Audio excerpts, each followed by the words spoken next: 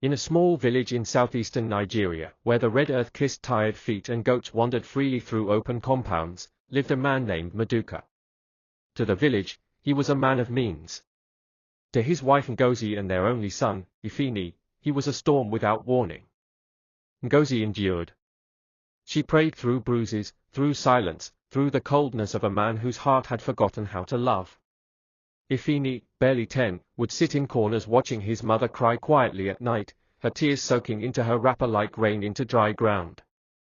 One day, after a bitter quarrel, Maduka shouted words no child should ever hear. "Pack your things. Leave my house. You and that useless boy." He meant it.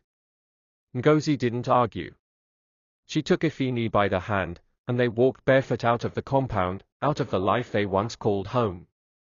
Years passed. Life was cruel, but Ngozi was kinder.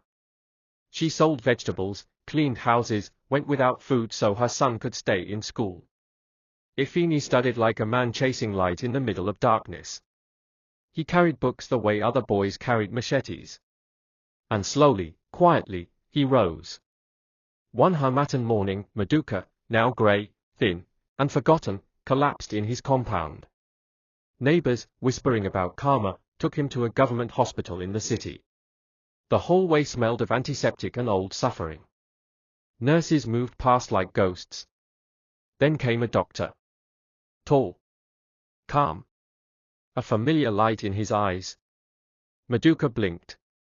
The doctor stopped at the foot of the bed, glanced at the chart, then looked at the old man. "Your name?" "Maduka," the old man rasped. I used to." He trailed off. The doctor nodded slowly. "I know who you were." Maduka stared harder. Something clicked. His lips trembled.